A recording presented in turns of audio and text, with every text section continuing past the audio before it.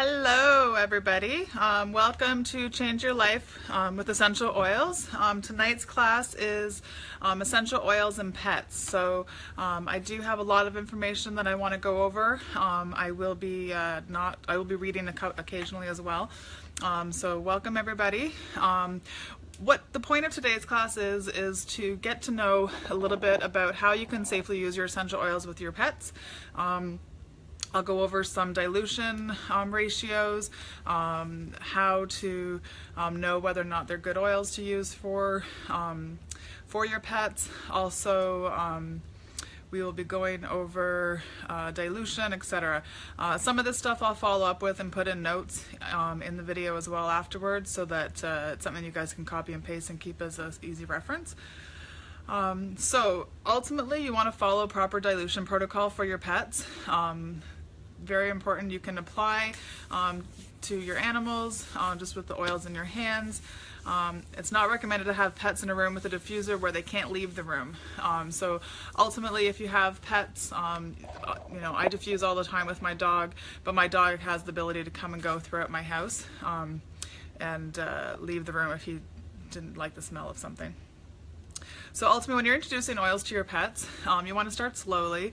You can bring the oils to your pets and see which ones they like. It's kind of how I deal with my kids. So if my kids hate the oils, then I don't use them on them. Same with the dog. If my dog hates the oil and runs away from it, I'm not going to have him. I'm not going to put that oil on him, because then he's got it with him everywhere he goes. Their sense of smell is a lot higher than ours and more keener. So you can introduce the oils with the cap on, because like I said, their smells are their nose sense of smell is a lot stronger than ours, so they can smell that. Positive results may be subtle. You can kind of let them know, watch them to see whether or not they're saying yes or no. Ultimately, if they walk away, then they're probably not interested in that one. See what's happening. When you diffuse a new oil, watch what their behavior is and see if they act funny, something like that, then pay attention to that, because maybe that's an oil that they don't like. So I mentioned dilute, very important. Start out with your oils more diluted when introducing essential oils topically for your pet. You can use the same carrier oils we use: fractionated coconut oil, extra virgin oil, almond oil, etc. If needed, you can always increase the concentration if the effect isn't reached. So same way we use them for us as adults and kids and stuff. You start off with a low dilution, and you can add a little bit to it to increase the effectiveness. But if there's too much oil, it's obviously a lot harder to remove that once it's been absorbed into the skin, into the fur, etc.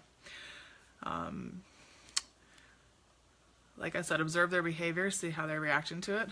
So one of the oils that might be a good oil for your dog would be Zengest Digessun. So it's great to have on hand for upset stomachs. You can apply before a road trip. If your dog gets sick in the car, helps kind of calm them, calm their stomach. If they're having tummy issues, that word's not going to come out of my mouth today, then you can definitely use the Zengest for that, and ease feelings of queasiness. You can just kind of put a little bit on your hand, rub it on their tummy, give them a little belly rub. They'll love that.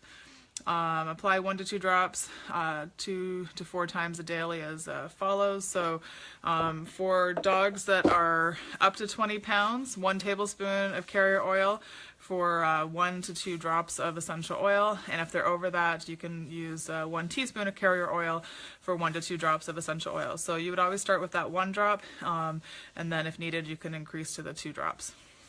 Lavender is another oil that's great for dogs, and Serenity Blend. So my lavender is upstairs right now, but my Serenity Blend is one that I definitely use with my dog. Helps them calm, great to use like for thunderstorms if they're skittish. So for Serenity, when my dog was a puppy, this was one where he used to run around like crazy. He'd get me up at like 5 o'clock in the morning. And I remember one morning, it was about 7:30. Nobody else is awake except for me and this little puppy. And he's still playing and playing. He's been for a walk. He's been running. He's been playing. I've been throwing the ball for him for like 2.5 hours. I'm tired. I just want to rest at this point. But he still wanted to play. And so I made up a little spray with Serenity in it. Sprayed a little bit on the back of his collar and his back. and then within like 10 seconds he did like one last round of the deck running around, and then just went whew, and like lay down and gave me this like evil eye, like, what did you do to me, mommy? Because I'm now calm. And he slept for 2 hours. So that was really nice, and definitely what I needed at the time. So this is a good one to use for that. Lavender is also good for skin irritation. So dogs get a lot of skin irritation. Sometimes they get upset ears, things like that. So you can dilute it for calming. You can put it on their bedding, toys, blankets if needed, if they have anxiety, stuff like that. There's ear health recipes, so you can make up a recipe with lavender, arborvitae, and geranium, and mix it with fractionated coconut oil and use a Q-tip, and you can rub it around the flap of the ear, not in the ear. Just like we don't put essential oils in the ear for adults, we don't do that for dogs as well. We talked a little bit about this before, but diffusing around pets, always observe how they're acting for the first 15 to 20 minutes after you put a new oil in. If you have small pets, use the water-based diffusers rather than ones that pull the oil directly from the bottle without the water.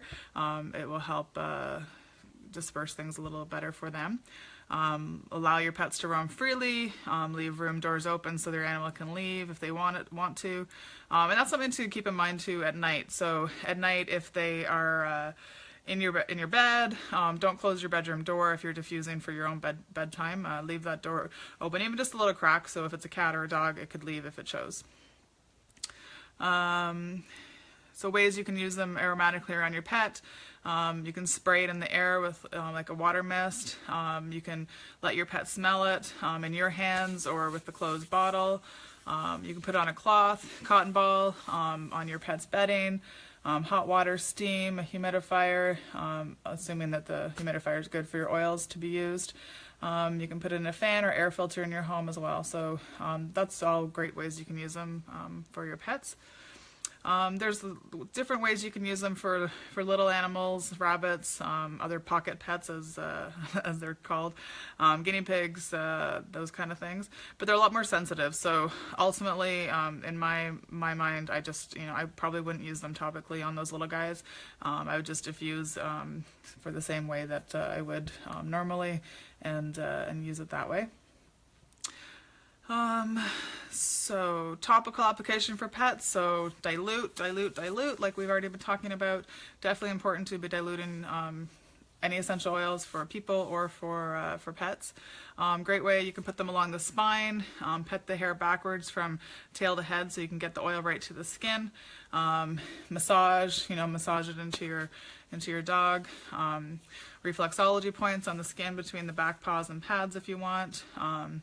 Directly to the area of interest. So like we're talking about the tummy, if they've got arthritis, an oil that might be good to use would be the Deep Blue, right? So you can dilute that and apply that right to the sore spots where they're having their aches and pains. Definitely great for that. You can put your oils in your pet shampoo. You can make a hot or cold compress, so that would be where it'd be helpful if they're having aches and pains. You can make it in a roller bottle or spray. Personally, I'd use a spray. I find sprays a lot easier. With the fur, the roller bottle doesn't work as easily. But a spray bottle is great for the pets. You can just spray a little bit even onto their brush. So you could put a little bit on the brush, and you could then brush them with that. So the tip for using, if you are using a roller bottle, apply the oil from the roller bottle onto your hand, and then you can use that to massage your dog. We've got the Outdoor Blend, the TerraShield. So this one is an awesome one to use for your pets, and one I use all the time with Titan, which is my dog. Using this all natural way to use the oils for your dog. So what I do is apply it to his collar before we're going outside for any long periods of time. I do soak his collar usually once or twice a month with a couple of drops of the Outdoor Blend and some distilled water, and soak that for an all-natural bug spray for him that kind of goes with him everywhere he is. So ultimately, using essential oils with your pets is a great way that you can use your essential oils. I will put a couple of little recipes in there like we were talking about, safety tips, etc. I'll summarize some of that, so if you guys wanted to make up a little, maybe I'll make up a little file with some images and stuff, and some of this information we've been talking about, so you guys can pull that and have that as like a little go-to. If your pets, some cautions, if your pets are pregnant, nursing, or young, you might not want to use them on them at that time. Don't use oils topically if your pet has like a medication or a dermal patch. So if they have a patch, and this applies for people as well, if you have a patch and you put the oils on right there, sometimes the oils can push all of that medication that's in that patch right into your body, so it won't do a slow release like that patch is designed to. The oils will push all of that in. So you don't want to do that for your dog. Also you don't want to do that for people either. So if that happens and you're, say, a person using a patch of some sort, keep the oils a couple inches away from that area and you should be fine. It's just right where the patch is. You don't want to put oils on there. Use doTERRA oils, observe what your pet's doing. If there's any reactions, you can dilute with more carrier oil, so same as when you're using with people. More carrier oils, don't use water to dilute it after if they're having a concern. If there's any skin irritations, don't use more oils to fix it. Just stop, discontinue the use of the oil, and then dilute it with more fractionated coconut oil, and they should be fine. Oils to avoid with your dogs would be birch, melaleuca, which is tea tree oil, and wintergreen. And then use caution with any hot oils. So oregano, cassia, cinnamon, clove, rosemary, and thyme. Those are really hot oils, so same if they're on people. Dogs don't have the ability to really let you know if it's too hot for them, so I would probably just avoid those ones altogether and use some different options. We haven't really talked about cats. I don't have a cat, but a quick blurb about cats is that cats do have a little bit harder time to digesting or processing essential oils. It's a real word I want to say.